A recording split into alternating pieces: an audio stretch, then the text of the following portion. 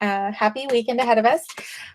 We're going to talk about reading, a love of reading. And that's our next assignment here. But first, I want to go to what's going on in this picture. So this is a picture I showed you guys on Monday. And I asked you guys what was going on in this picture. You know, when we used, hi Kiara, we used the picture to give us or details from the picture to support our inferences we were making about what was going on. And so let me reveal, you guys remember this picture, right? Yes, we're with me? Good, okay. Here's the actual caption, what's going on? Okay, so this week's image comes from the September 5th, 2020 article, When Learning is Really Remote. Students climb trees and travel miles for a cell signal. The story looks at the hardships faced by millions of children across Indonesia, where schools have been closed in response to the pandemic.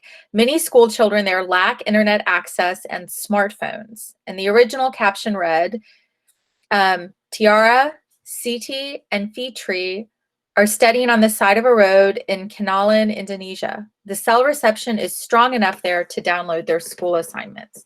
And the photographer is a gentleman named Ulet Ifensasti. So I wanted to tell you guys a little bit about Indonesia. Hi, Brianna. Hi, Larry. Just because I don't know how familiar you are with it. It's the 4th largest country in the world. There's China and India and the United States and then Indonesia. It is a country made up of thousands of islands. It's located right south of China and right north of Australia. So in that Southeast Asia part of the world. That should be 226 million people live there. I'm so sorry. It was a Dutch colony until 1945, known as the Netherlands East Indies or the Dutch East Indies. You guys might have heard about it, excuse me, in world history. The language is Bahasa Indonesia, but more than 250 different languages and dialects are spoken throughout the islands. The religion is 90% Islam.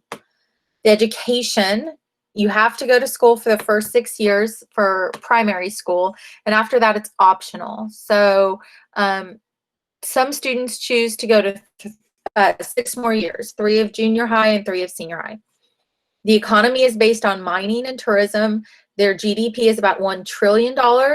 So just for comparison's sakes, the United States GDP is $21 trillion.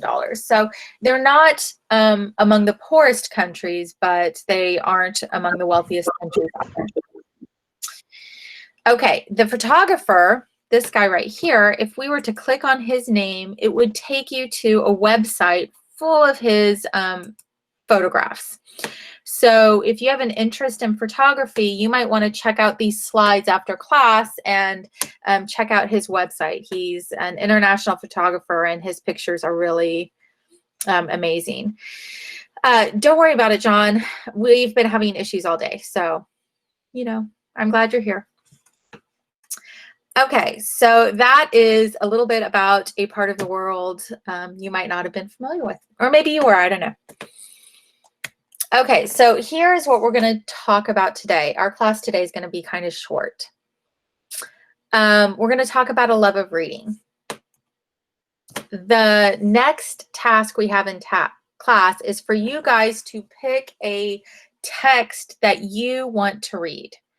You need to complete it in the next 3 weeks, in the next 2 to 3 weeks, okay? It must be a story, and it doesn't have to be fiction. It could be a true story. We have lots of narrative nonfiction, or it could be a story, like a novel, a fiction story. Either of those are fine. And I want you to have your text picked by the next class. I'm looking for some examples of here's a book. It's called Lone Star Nation, and it is about the journey of Texas to statehood. So it is told in a story form with characters who were real people. So that would be an okay book to read. I've got another book called Columbine about the school shooting in Colorado in 1998, maybe. That's the same thing. It's a true story told in a story form. So those are okay to read. And then, of course, your traditional novels. Okay, so let's brainstorm some places you could get books. All right. Where could you get a book to read? I've got some ideas up here on the screen. The library. Oh, I'm under right there. Oh, I mean, yes, please say what I have on the screen. That would be awesome. The library. Yeah, you can go to the library. If you don't have a library card, you can get an e-card, a digital card online. Your school library, unfortunately, we lost all our resources somehow that allowed you to check out books virtually. So you can't do it through Southwest, but you can do it through the Fort Worth Public Library. Where else could you get a book?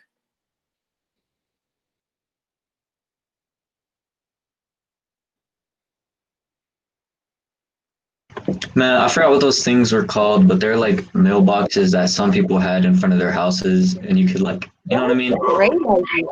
Yeah, the little libraries, the little free libraries. Yeah. They're like Yeah. They've got books in there. Sure. You can get books online for free. You don't have to pay anything for them. There are a lot of works that are in the public domain, but those works are going to be older. They have been, they were published so long ago that there's not a copyright on them still. Hi, Alden. So you can get books there to read. There's a website called, let me pull it up here into our chat. It's called Project Gutenberg, where you can go and you can see tons of books that you can download to your computer. Another thing you can do is you can get an e-reader like a Nook or a Kindle. Now those are really kind of expensive, so I wouldn't recommend buying one of those unless you have some desire to.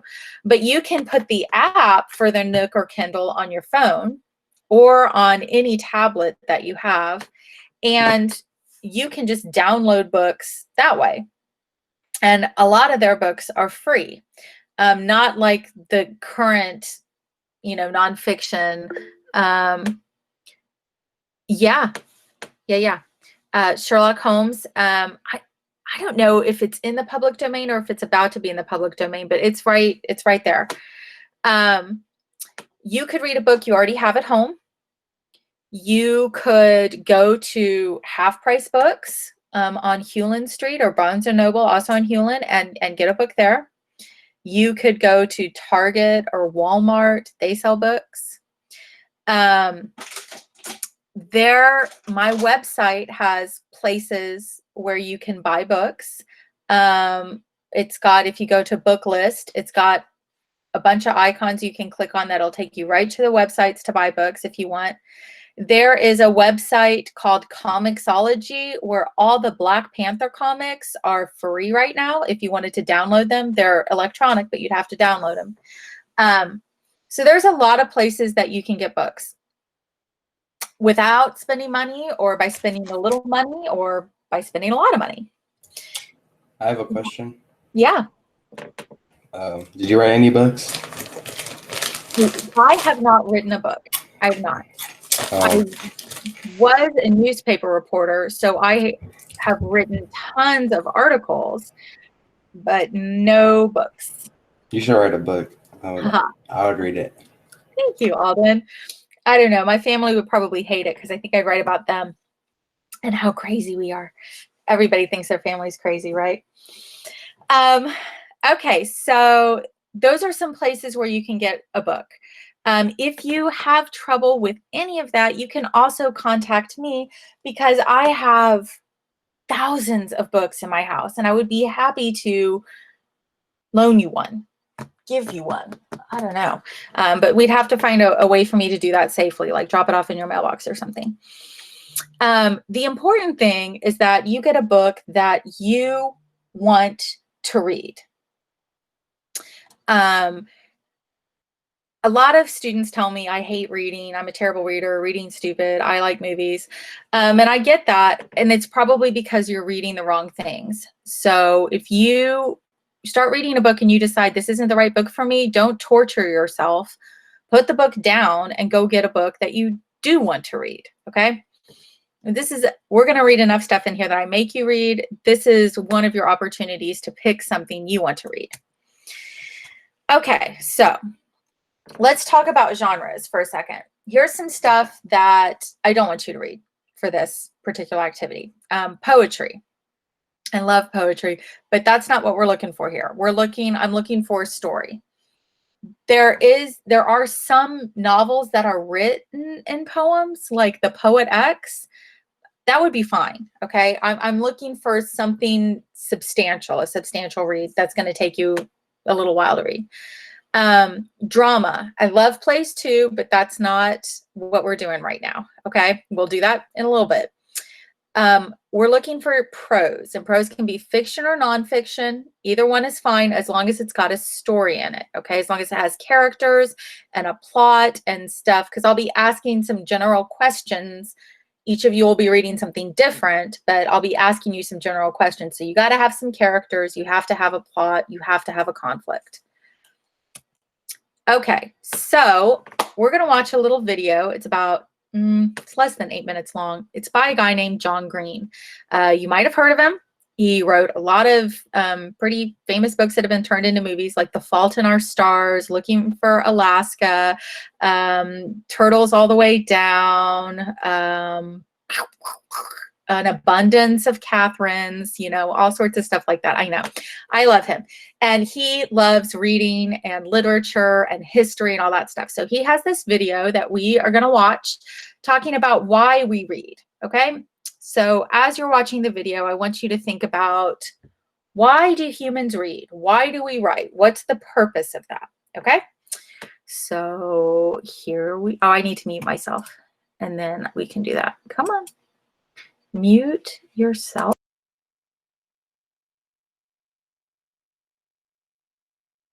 Hi, I'm John Green, and this is Crash Course. Can we get these books to roll in the future? It doesn't feel like Crash Course unless there's a roll-in.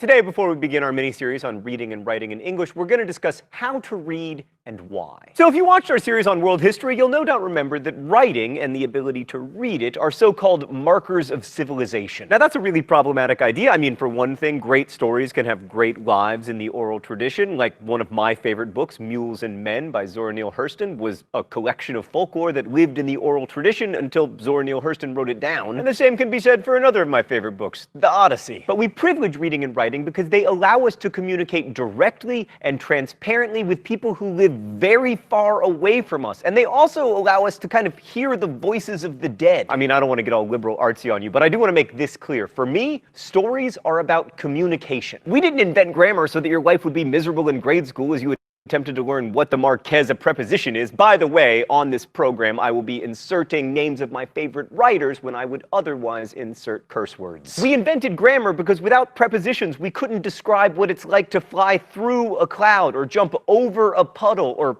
Faulkner beneath the stars. Like right now, if I'm doing my job and you're doing your job, you aren't thinking about the fact that I'm contorting my mouth and tongue and vocal cords to create sounds that then exist as ideas in your brain. It's just happening. But if my language gets confusing, if I parle en français or incorrect word order use or ixpe, inye, igpe, atenle, then I erect a barrier between you and me. You and I, you and me. Writing, or at least good writing, is an outgrowth of that urge to use language to communicate complex ideas and experiences between people. And that's true whether you're reading Shakespeare or bad vampire fiction. Reading is always an act of empathy. It's always an imagining of what it's like to be someone else. So when Shakespeare uses iambic pentameter or Salinger uses a red hunting cap, they aren't doing this so that your English teachers will have something to torture you with. They're doing it, at least if they're doing it on purpose, so the story can have a bigger and better life in your mind. But for the record, the question of whether they're doing it on purpose is not a very interesting question. Oh, we're still doing open letters? An open letter to authorial intent. But first, let's see what's in the secret compartment today. Oh, It's a boat beating against the current, borne back ceaselessly into the past. Dear authorial intent, as an author, let me speak to you directly. You don't matter! Look, I'm not willing to go as far as the postmodernists and say that the author is dead, because that would make me very nervous. However, the author is not that important. Whether an author intended a symbolic resonance to exist in her book is irrelevant. All that matters is whether it's there, because the book does not exist for the benefit of the author. The book exists for the benefit of you. If we as readers can have a bigger and richer experience with the world as a result of reading a symbol, and that symbol wasn't intended by the author, we still win! Yes, inevitably, reading is a conversation between an author and a reader. But give yourself some power in that conversation, reader. Go out there and make a world! Best wishes, John Green. Here's the thing. It is extremely hard to get other people to feel what we are feeling. Like, you may have experienced this in your own life. Say my college girlfriend broke up with me, and she did. I want to explain what I'm feeling to my best friend in the entire world, so I say, I am completely obliterated. My heart is broken. In fact, my heart is shattered into a million pieces. Right, so a few things are going on here. First, in excellent news, my heart has not been shattered into a million pieces. It is pumping blood in precisely the same way that it did before the breakup. Secondly, in further good news, I am not totally obliterated. Total obliteration of me would look like this. I'm using the techniques of hyperbole in the case of obliteration and metaphor in the case of my broken heart to try to describe the things that are happening inside of me. But because I'm not using particularly compelling or original figurative language, my friend may struggle to empathize with me. And this is my best friend in the entire world. Now imagine that you're trying to communicate far more complicated and nuanced experiences and emotions, and instead of just trying to communicate them to your best friend, you're trying to talk to strangers, some of whom may live very far away, and in fact live centuries after your death. Not only that, but instead of this happening during a pleasant conversation, they are reading your dry, dead text on a page. So they can't hear your intonation or see the tears dripping from your cheeks, even though it turns out that this breakup is going to be one of the best things that ever happened to you. So that is the challenge that Shakespeare faces, and it's also the challenge that you face whenever you write for an audience, whether it's a novel or a pedantic YouTube comment about the accuracy of our Gallifreyan. Hush, this is fantastic Gallifreyan. So I'm going to ask you to read critically, to look closely at a text and pay attention to the subtle ways the author is trying to communicate the full complexity of human experience. But I'm not asking you to go symbol hunting, because reading is supposed to be some treasure map in which you discover symbols, write them down, and then get an A in class. I'm asking you to read critically because by understanding language, you will, 1, have a fuller understanding of lives other than your own, which 2, will help you to be more empathetic, and thereby 3, help you to avoid getting dumped by that young woman in the first place. Although more importantly, 4, reading critically and attentively can give you the linguistic tools to share your own story with more precision. And that will help people to understand your joy and your heartbreak, yes, but it will also be helpful in many other ways, like when you are trying to convince the company to move forward with your 4th quarter strategy or whatever it is that people with real jobs do. Reading thoughtfully gives us better tools to explain corporate profits and broken hearts, and it also connects us to each other. The real reason the green light in The Great Gatsby is such a wonderful symbol is because we all know what it's like to be outside in the evening staring off into the distance at a future that may never be ours. We've all felt that stomach-churning mix of yearning and ambition that Gatsby feels as he stares out at that green light across the harbor. And by knowing what it's like to be Gatsby, we learn more about those around us, those who came before us, and we learn more about ourselves. So over the next few weeks, we'll be reading not just Gatsby, but also Romeo and Juliet, some poetry by Emily Dickinson, and The Catcher in the Rye. There are links to get all of these books in the video info below. We'll begin with Romeo and Juliet next week. I'll see you then. Crash Course is produced and directed by Stan Miller.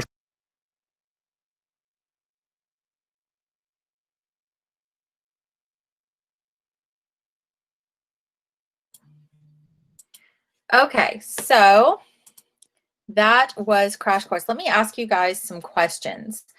What do you think we read? Why do we read books? Depends on who you're talking to, because some people it's for entertainment, other people it's for development, I guess. Yeah, I was gonna say to develop the mind, like train your mind type beat, you know what I'm saying? Okay, to grow, to learn, for entertainment. Okay. Yeah. When we are reading, well, what are some things that we have to have in order to have a book? Like what are the elements of it? A climate. A plot, a climax. Paper. Same. Paper's good, yeah. Well, I guess though not lately. We can do it electronically, right? But yeah. There is no story. if you Unless, don't- Larry, did you say people or paper? I thought you said paper. I said characters. You said No, character. paper. Okay. Well, for sure, you have to have people or characters doing something. I guess it could be animals or whatever, but somebody has to be doing something. And you got to have a plot and you have to have a conflict. Otherwise, it's going to be the most boring thing that you've ever read, right? Okay, and so those are the kinds of things that you're going to be looking at when you're reading your story. So what do you do next?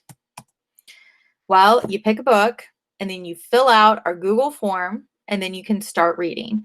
You're going to take some notes in your journal, more to come on that. What it'll be is I'm going to give you a question and then whatever book you're reading, you're going to respond to that question in your interactive notebook. All right. So let's take a look at the Google form. Your name, the title of the book. Ooh. Miss, I have a question. Yes, sir. Can I read an anime manga? You can, as long as it has a story. Okay. So I'm looking for your name, the title of the book, the author of the book, the length of the book, like how many pages is it?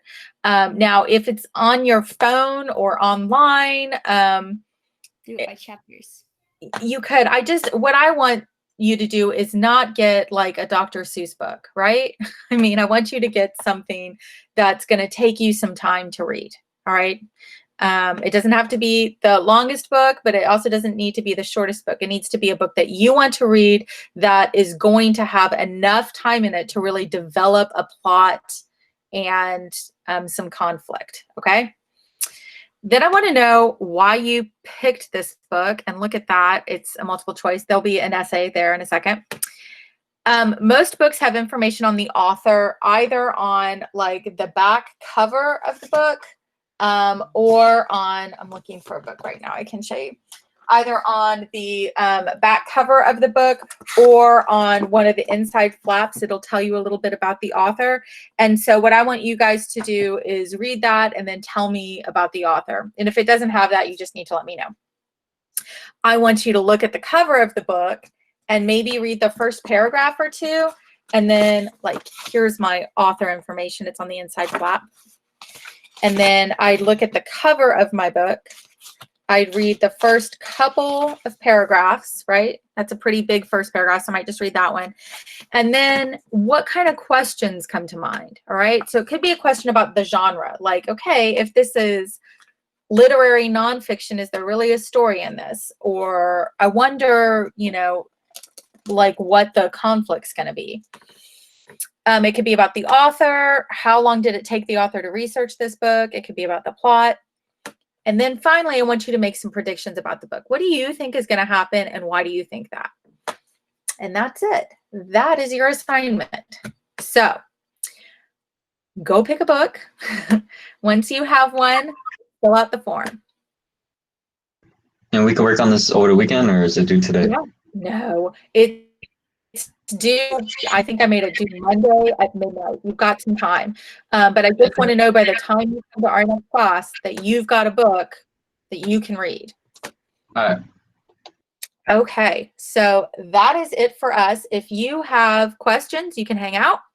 If you don't, go find your book. If you think you want to get a book from me, send me an email or respond to me on Remind, and I will find you somehow and get you a book. And that's it. So if you guys don't have anything else, you can go and have a great weekend.